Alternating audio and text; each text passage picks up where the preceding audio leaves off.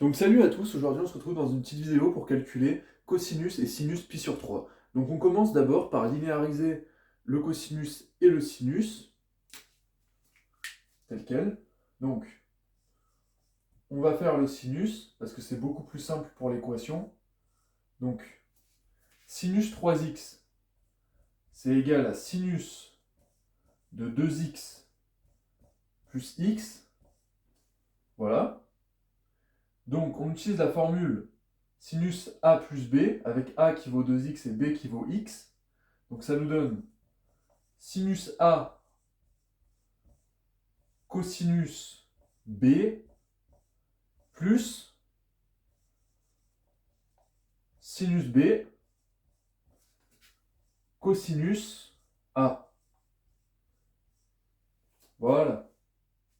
Maintenant, on va exprimer sinus 2x et cosinus 2x. Donc, sinus 2x, ça fait 2 sinus x cosinus x. C'est une formule à connaître par cœur. Donc ça va donner 2 cosinus carré x, parce qu'on multiplie par celui-là, sinus x. Plus, donc, cosinus 2x, la formule selon sinus x, c'est 1 moins 2 sinus x carré. Donc ça va donner sinus x fois 1 moins 2 sinus x au carré. Donc dès maintenant, on va exprimer cosinus x en fonction de sinus x, donc cosinus x carré, et ça c'est déjà en fonction de sinus x. Donc on va développer. Donc cosinus x carré, ça vaut 1 moins sinus x carré. C'est une formule à connaître par cœur aussi. Donc ça vaut 2 fois 1 moins sinus carré x fois sinus x plus sinus x moins 2 sinus cube x. Donc j'ai rien fait d'autre que développer ce terme. Maintenant, ici on va développer. Ça va donner 2 sinus x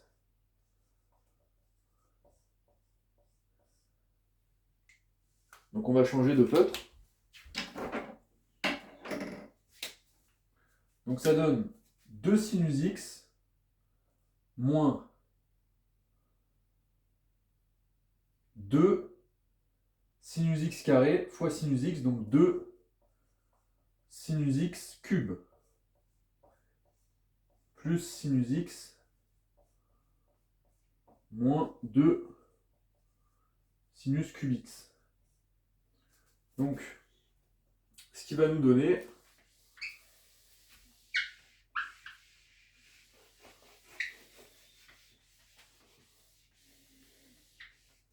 donc ce qui va nous donner 2 sinus x avec sinus x, ça fait 3 sinus x. Donc ça fait 3 sinus x. Décidément, ces feutres ne marchent plus.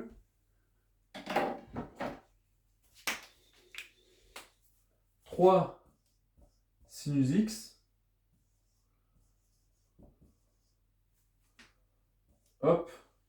Voilà, donc ça c'est fait. Et moins 4 sinus cube x.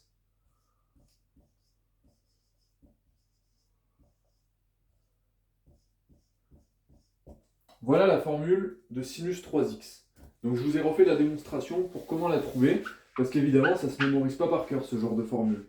Donc cette formule c'est aussi celle qui sera affichée sur internet, donc si vous n'avez pas envie de faire le calcul, vous allez directement la récupérer, et c'est fait. Donc maintenant ce qu'on veut, c'est sinus pi sur 3. Donc comment on va faire? On va poser x égale pi sur 3 dans cette formule.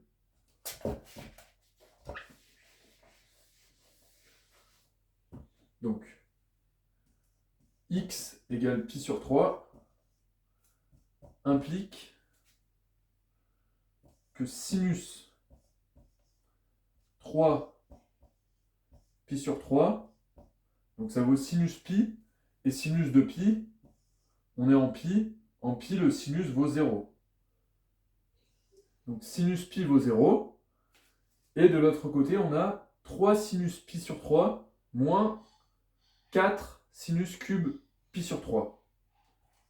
Donc ça vaut 3 sinus pi sur 3 moins 4 sinus pi sur 3 au cube. Et donc c'est 0 qui vaut ça, parce que c'est 0 ici. Voilà. Donc maintenant on avance. Donc on efface la formule parce qu'on s'en est servi, on n'en a plus besoin maintenant.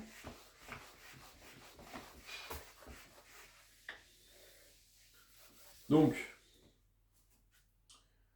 maintenant, on a une équation en sinus pi sur 3. On va poser x égale sinus pi sur 3 pour simplifier un peu les choses. Donc x, ce sera sinus pi sur 3. Donc, ça donne, on va passer ça de l'autre côté et simplifier par x. Donc ça donne l'équation en x, 4x carré égale 3. Donc ça devient ça. Et ça donne x égale racine de 3 sur 2 ou x égale moins racine de 3 sur 2. Donc, cette solution est impossible puisqu'on reprend le cercle trigonométrique et on voit que sinus de pi sur 3, c'est compris entre 0 et 1. Et ça, c'est une solution négative. Donc ça, c'est impossible. Donc, sinus de pi sur 3 vaut racine de 3 sur 2.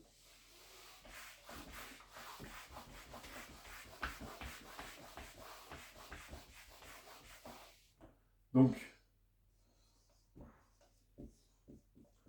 sinus de pi sur 3 vaut racine de 3 sur 2. Maintenant, vous savez d'où vient ce calcul. Vous connaissez la démonstration. Et on peut calculer donc cosinus pi sur 3. Donc, ça vaut racine carrée de 1 moins sin carré pi sur 3, ce qui donne racine de 1 moins 3 sur 4. Donc j'ai élevé au carré cette formule. Donc ça donne racine de 1 sur 4 qui donne 1 demi. Et voilà, c'était aussi rapide que ça. Donc voilà d'où viennent vos formules de trigonométrie. Donc ces calculs-là proviennent de cette démonstration-là. Merci.